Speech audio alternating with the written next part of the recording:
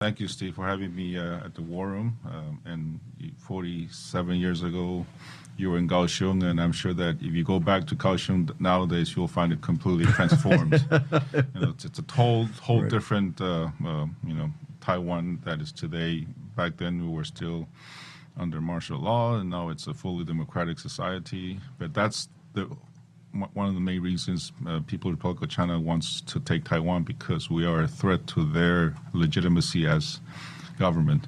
That proves a lie to the basic central premise of the Chinese Communist Party, that the Chinese people are too childlike to actually control. If you look at Taiwan and Hong Kong, I would say two of the greatest small countries that fight way above their weight. It proves that the Chinese people can govern themselves. Exactly. No, it's been you're celebrating 249 years of as a republic, as a democratic republic, and Taiwan, we're a fairly new democracy. It's been 25 years ago, year 2000, when we had the first transfer of power from one party to another via direct democratic elections. So we're still learning to be a democracy, but we treasure what we have, and we will try to keep what we have.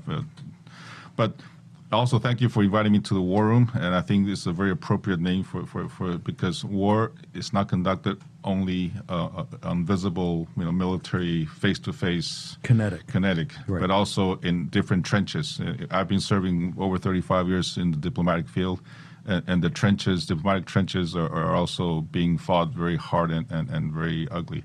But you mentioned about the PLA navies and fighter planes around Taiwan. It is causing, obviously, a lot of concern.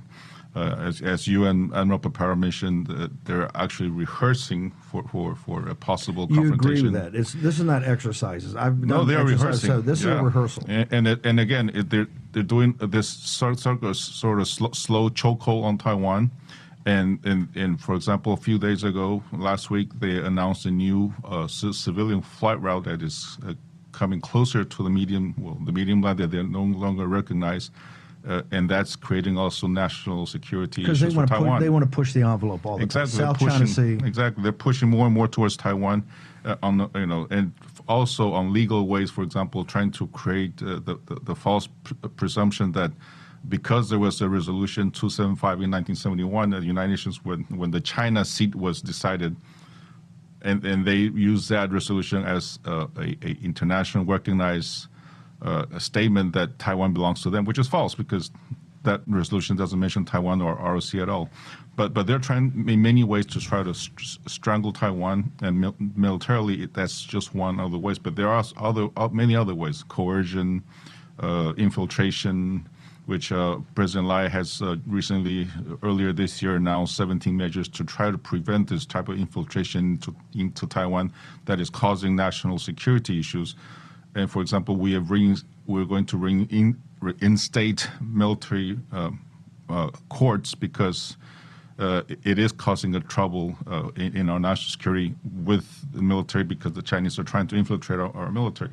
So you're going to have military tribunals that are separate from. We used to have one, yes, but it was because of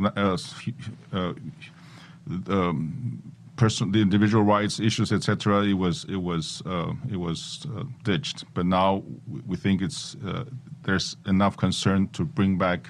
Because at the end, military behavior is different from civilian behavior.